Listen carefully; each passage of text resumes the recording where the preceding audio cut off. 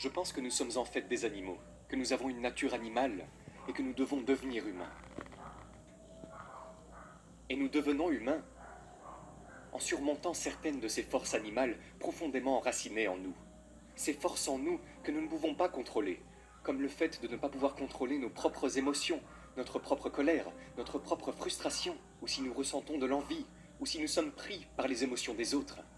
J'appelle ces forces les forces primaires de la nature humaine. Et elles peuvent créer des types de comportements négatifs, le côté sombre de ce que nous voyons dans les nouvelles, etc. Et nous les avons tous en nous. Parce que la façon dont nous avons évolué, il y a des millions d'années, a servi un but très précis dans notre survie en tant qu'espèce.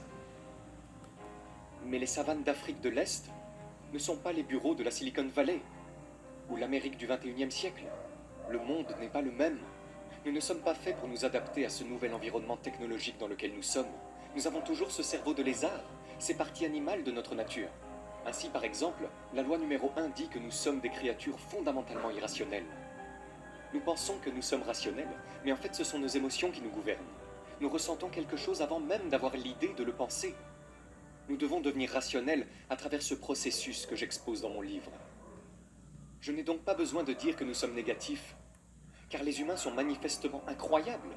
Regardez ce que nous avons créé. C'est un éventail de guises si vous pensez à qui nous étions il y a des millions d'années et où nous sommes maintenant. Nous sommes manifestement capables de réalisations incroyables. Nous sommes également l'animal social le plus brillant de la planète. Nous sommes capables de coopérer et de travailler en équipe à un niveau qu'aucun autre animal n'a jamais atteint. Donc il y a évidemment un autre côté de l'histoire. Mais pour devenir plus grand, pour devenir vraiment humain, nous devons surmonter ces forces que j'ai exposées. Par exemple, nous sommes construits pour nous comparer constamment aux autres. Nous pensons toujours à ce que l'autre personne a et comment nous sommes par rapport à elle. Recevons-nous autant d'attention que cette autre personne? Cela commence avec nos enfants. Nos parents nous accordent-ils plus d'attention qu'à nos frères et sœurs? Ainsi, nous nous comparons continuellement en termes de rang, de pouvoir, de statut aux personnes qui nous entourent. Et c'est une force profonde en nous. Et c'est constant, chaque jour, chaque instant. Et on ne se rend pas compte qu'on est en train de vivre ça.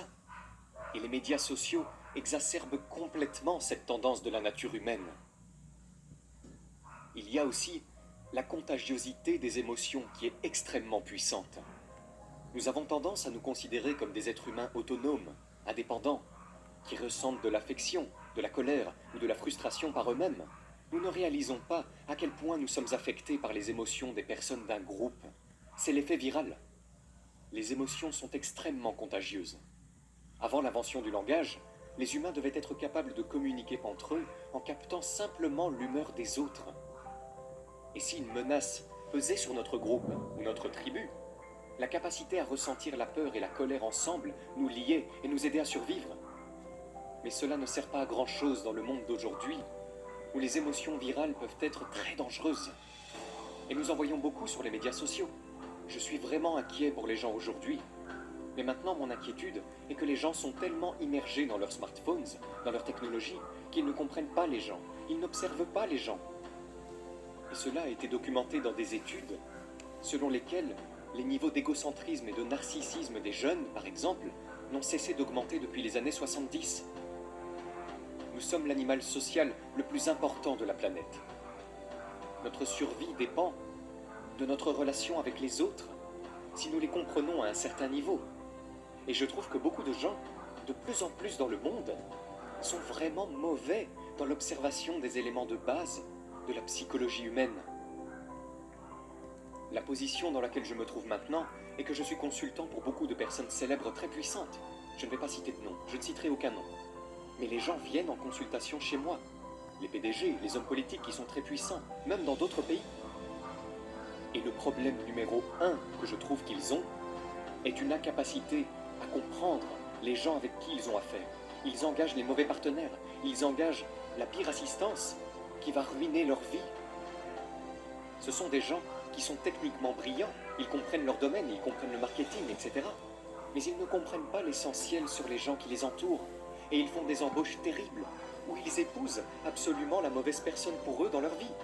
Leurs émotions, ou vous savez, leurs relations personnelles pour les faire tomber. C'est comme notre talon d'Achille, et je pense que ça a empiré dans le monde d'aujourd'hui. Donc ma colère était que les gens soient tellement concentrés sur la technologie. Mais nous devons nous concentrer beaucoup plus sur la nature humaine, sur la compréhension des gens. C'est la première compétence dont on a besoin dans la vie. Il y a quelque chose de profondément ancré dans chaque personne, une nature individuelle particulière que nous avons tous. Et cela nous pousse à adopter des comportements compulsifs. J'ai moi-même ce problème. Je remarque qu'à chaque fois que j'écris un livre, je me dis, je vais faire un livre court, je ne vais pas ruiner ma santé, je ne vais pas faire autant de recherches. Et puis, à chaque fois, je recommence le même processus. Je n'arrive pas à briser ce schéma, n'est-ce pas? Et tout le monde l'a. D'où vient ce schéma? Une partie de notre ADN, de notre génétique, des choses que nous ne pouvons pas contrôler, que nous avons héritées de nos parents. Une partie vient de notre attachement précoce.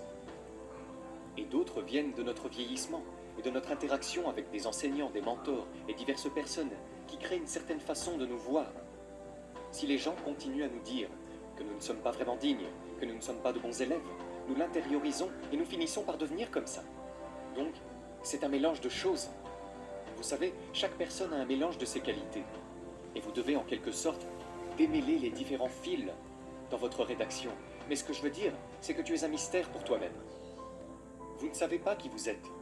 Tu as des modèles de comportement et tu ne les comprends même pas. Tu ne sais pas pourquoi tu es en colère. Vous pensez que vous êtes en colère parce que cette personne vous a dit quelque chose de méchant ou a fait quelque chose de mal. Mais en fait, votre colère provient probablement de choses du plus profond de votre enfance.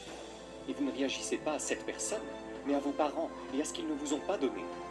Vous savez, l'origine de la sagesse selon les Grecs était « connais-toi toi-même », n'est-ce pas? Et je crois fermement que la connaissance de qui vous êtes est une fin en soi et vous aidera de bien des façons à devenir l'être humain que nous avons tous le potentiel de devenir. Je crois donc beaucoup aux petits pas, à l'apprentissage quotidien des choses.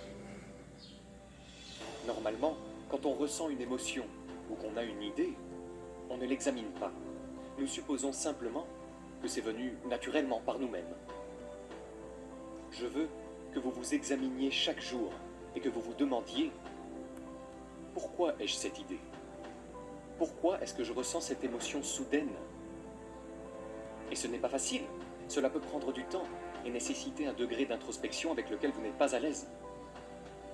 Mais si vous commencez à vous demander « Pourquoi je me sens comme ça ?», à l'examiner et à chercher d'autres sources, vous pouvez commencer à comprendre au lieu d'accepter simplement comment vous vous sentez ou que vous avez telle ou telle idée. Alors remettez-vous en question. Arrêtez de croire que tout ce que vous faites est si brillant, si intelligent et si juste. Et imaginez que peut-être vos idées ne viennent pas de vous-même. Peut-être que vous ressentez une certaine colère politique ou quoi que ce soit d'autre. Parce que vous le supposez simplement à partir d'autres personnes. Vous suivez des choses sur Facebook et vous vous laissez emporter par une émotion virale. Vous avez tendance à penser que vous êtes complètement indépendant et autonome, mais peut-être n'êtes-vous pas aussi indépendant que vous le pensez. Je veux que vous changiez votre façon de voir les gens. En prenant tout de façon personnelle, « Oh, ils ont dit ça. Oh, ils ne m'aiment pas. Oh, ils m'aiment bien. Je n'attire pas l'attention. » Arrêtez ça. Je veux que vous regardiez les gens comme des faits de la nature, comme des choses qui, comme un rocher, une pierre ou une plante, sont ce qu'ils sont. Et je veux que vous les observiez, que vous les acceptiez pour ce qu'ils sont et que vous les traitiez comme des individus.